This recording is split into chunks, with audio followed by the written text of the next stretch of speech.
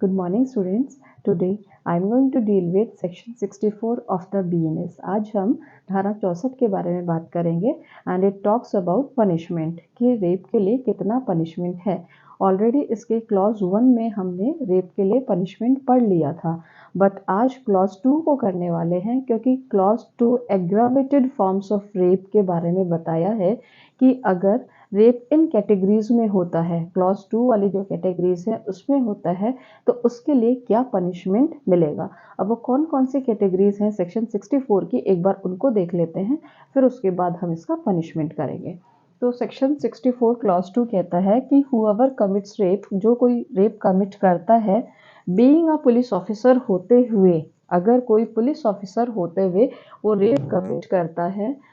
वो police station में rape commit करता है या फिर any premises of any station, या फिर या तो वो खुद के पुलिस थाने में, खुद के पुलिस स्टेशन में रेप कमिट करता है, या कोई भी ऐसी प्रीमाइसेस है जो दूसरे थाने के उसमें आती हो, या फिर वो विमेन जो है वो उसकी कस्टडी में है उस पुलिस ऑफिसर की, या वो उसके सबऑर्डिनेट ऑफिसर की कस्टडी में है। तो ये पुलिस ऑफिसर के लिए स्पेशली बताया है कि वो अपने खुद के पुलिस स्टेशन में यदि रेप कमिट करता है, या फिर अनदर पुलिस स्टेशन में रेप कमिट करता है, या फिर वो किसी ऐसी वुमेन पर रेप कमिट करता है जो उसकी कस्टडी में है।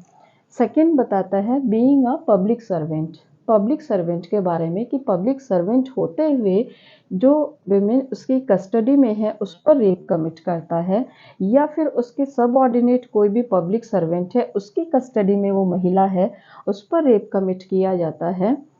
ये सेकंड कैटेगरी बताई है। First one is police officer, second one is public servant, third one is third C part में being a member of the armed forces, armed forces का मेंबर होते हुए यदि उसने अपने एरिया में जहाँ पर उसको अपॉइंटमेंट हुआ है उस एरिया में क्या करता है, रेप कमिट करता है, डिप्लॉयड इन एन एरिया, जिस एरिया में उसको डिप्लॉय किया गया है, नियुक्त किया गया है, उस एरिया में अगर वो क्या करता है, रेप कमिट करता है। बीइंग ऑन द मैनेजमेंट और on the staff of a jail, वो मैनेजमेंट में हो या फिर स्टाफ हो, कहाँ का, जेल का या फिर कोई रिमांड होम का, अगर वो ऐसे वुमेन पर रेप कमिट करता है जो किसी चिल्ड्रंस इंस्टीट्यूशन में उसको रखा गया है, या फिर उसको ऐसी संस्था में रखा गया है जो महिलाओं के लिए, जो या तो जेल के तौर पर या फिर कस्टडी के तौर पर उन महिलाओं को रखा जाता है, या फिर वो पर्सन कोई ऐसी संस्था में जिसमें बच्चियों को रखा गया है उस पर रेप कमिट करता है। ई पार्ट कहता है बीइंग ऑन द मैनेजमेंट और स्टाफ ऑफ अ हॉस्पिटल,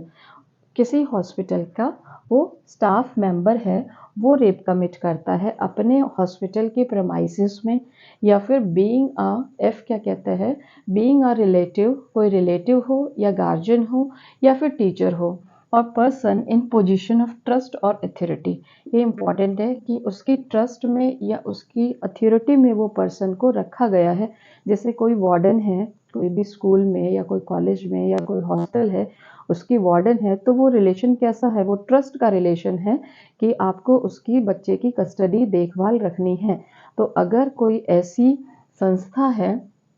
जो जो महिलाओं के लिए हॉस्टल के तौर पर या फिर महिलाओं को जहाँ रखा गया है, या आपका कोई ट्रस्ट का रिलेशन है, जैसे स्टूडेंट और टीचर है, गार्जियन है और बच्चा है, और या फिर आपका कोई रिलेटिव है, तो इसमें जो रिलेशन है वो ट्रस्ट का आ जाता है। तो अगर ऐसी कैटेगरी में रेप किया गया है। नेक्स्ट जी है रेप ड्यूरिंग कम्युनल और सेक्सुअल वायलेंस, उस समय रेप कमिट किया है जब दंगे फसाद हो रहे थे या फिर धार्मिक दंगे हो रहे थे, जैसे आपका बिल्किस बानो का जो केस है वो यहाँ पर ले सकते हैं। और रेप ऑन प्रेग्नेंट वुमेन, ये भी सेम उसी केस को, बिल्किस बानो उस समय प्रेग्नेंट थी जब उसका रेप कमिट किया गया था, तो rape on pregnant women, pregnant women पर अगर रेप कमिट किया जाता है, उस पर्सन को नॉलेज होनी चाहिए कि वो प्रेग्नेंट है, ये जानते हुए आपको उस चीज़ की नॉलेज है कि वो विमेन प्रेग्नेंट है और फिर रेप कमिट किया गया है। नेक्स्ट है E part women incapable of giving consent, आपने ऐसी विमेन के साथ रेप कमिट किया है जो अपनी कंसेंट देने में क्या है, इनकैपेबल है, कि वो जैसे गूंगी है, बोल नहीं सकती है, तो ऐसे पर्सन, डिसेबल कोई भी महिला है जो अपनी कंसेंट को क्या नहीं कर सकती है, उसको कम्युनिकेट नहीं कर सकती है, उस कंडीशन में अगर आपने उसके साथ रेप कमिट किया है, being in position control dominance over a women, आप उस पोजीशन पर हो, आप उस हायर पोजीशन पर हो कि आप उस वेमेन का कंट्रोल रख सको या फिर डोमिनेट करते हो और फिर उसका रेप कमिट किया गया है। जैसे इसका क्या उदाहरण ले सकते हैं, डॉक्टर है तो नर्स जो है वो उसके क्या है, उसके कंट्रोल में या उस पोजीशन में या उस डोमिनेंस में कौन है, डॉक्टर उस डोमिनेंस में है कि वो उस पर क्या कर सके, उस पर कंट्रोल कर सके या डोमिनेट कर सके। ऐसी पोजीशन पर होते हुए आप रेप कमिट करते हो कि कहता है कि वुमेन सफरिंग फ्रॉम मेंटल और फिजिकल डिसेबिलिटी, ऐसी वुमेन जो मेंटल और फिजिकल डिसेबिलिटी से सफ़र कर रही है और फिर आप उस पर क्या कर रहे हो, उस पर रेप कमिट कर रहे हो। कोई बच्ची है, मान लो वो मेंटली रिटार्ड है और फिर उस पर रेप कमिट कर रहे हो, तो उसके लिए ये कैटेगरी यहाँ पर दी गई है। एल कहता है while committing rape causes grievous bodily harm, maims, disfigures and injures the life of a woman, कि रेप कमिट करते हुए आप उस वेमेन की क्या कर रहे हैं, उसको बॉडीली इंजरी दे रहे हैं या फिर उसका डिसफिगर, उसका चेहरा या उसकी बॉडी को डिसफिगर कर दिया है आपने, या फिर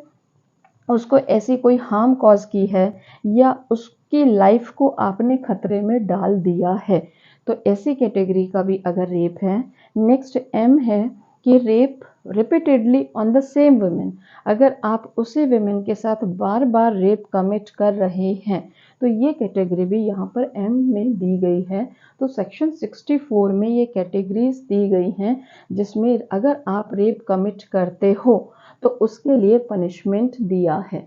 पनिशमेंट देखने से पहले हम इन एक्सप्लेनेशंस को देख लेते हैं, क्योंकि सेक्शन में एक्सप्लेन किया गया है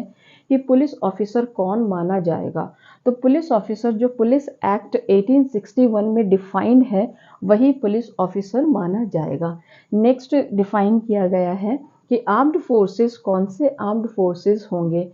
क्या केवल आर्मी, नेवी ये सभी आर्म्ड फोर्सेस होंगे या पैरामिलिट्री फोर्सेस भी इसमें इंक्लूड है? यस, पैरामिलिट्री फोर्स भी इसमें इंक्लूड है। नेक्स्ट जो एक्सप्लेन किया गया है वो विमेन और चिल्ड्रंस इंस्टीट्यूशन को एक्सप्लेन किया है कि महिलाओं और बच्चों की जो संस्था है वो कौन सी होगी। तो कोई भी ऐसी संस्था जहां महिलाओं और बच्चों, जो बच्चियां हैं उनको रखा जाता है, जैसे कोई भी आपका ऑर्फनेज होम है या फिर कोई भी ऐसी संस्था है, इंस्टीट्यूशन है, जैसे विडोज को रखा जाता है या कोई भी वृद्धा आश्रम है महिलाओं को लेकर, तो वो सब इस कैटेगरी में आते हैं, इस संस्था में इंक्लूड हैं। नेक्स्ट एक्सप्लेन किया है हॉस्पिटल को कि हॉस्पिटल में क्या क्या इंक्लूड है, उसके प्रेमाइसिस में क्या इंक्लूड है। तो हॉस्पिटल के प्रेमाइसिस में आपका जो ओपीडी है वो भी इंक्लूड है, रिसेप्शन है वो भी इंक्लूड है। हॉस्पिटल के प्रेमाइसिस में ये सब यहाँ पर जहाँ पर पेशेंट्स की देखभाल की जाती है, उनको रिहेबिलिटेट किया जाता है, उनको ट्रीटमेंट दिया जाता है, वो सब एरिया हॉस्पिटल में आएंगे। तो ये एक्सप्लेनेशंस दी गई हैं इस सेक्शन में। अब कितना पनिशमेंट होगा अगर इस कैटेगरी का आप रेप कमिट करते हो तो इसके लिए पनिशमेंट दिया है रिगोरस इम्प्रिजनमेंट। रिगोरस इम्प्रिजनमेंट होगा shall not be less than 10 years, जो 10 साल से कम नहीं होगा। लाइफ इम्प्रिजनमेंट हो सकता है which can extended to life imprisonment and fine, और फाइन भी होगा। अब यहाँ पर लाइफ इम्प्रिजनमेंट का मतलब भी समझाया है कि लाइफ इम्प्रिजनमेंट को कितना इम्प्रिजनमेंट माने। उन्होंने कहा व्यक्ति की नेचुरल लाइफ, जितना वो जीवित रहता है तब तक उसको रखा जाएगा। तो यहाँ स्पेशली लाइफ इम्प्रिजनमेंट को डिफाइन इसीलिए किया है, इसका मीनिंग यहीं पर इस सेक्शन में दिया है। ऐसा क्लॉज 1 जो है 64 का क्लॉज 1, उसमें यहाँ नहीं बताया है कि लाइफ इम्प्रिजनमेंट का मतलब उसकी नेचुरल लाइफ तक होगा क्या। सुप्रीम कोर्ट ने अपने बार बार अपने निर्णय में लाइफ इम्प्रिजनमेंट को एक्सप्लेन किया, उसको डिफाइन किया, इंटरप्रेट किया और ये कहा कि जब तक व्यक्ति जीवित रहता है तब तक हम लाइफ इम्प्रिजनमेंट मानेंगे। तो यहाँ इसको नेचुरल लाइफ तक इसीलिए बताया गया है क्योंकि ये एग्रावेटेड फॉर्म ऑफ रेप है। तो I hope students section 64 clause 2 आपको समझ में आया होगा. Now I am going to end the session. Thank you students. Bye.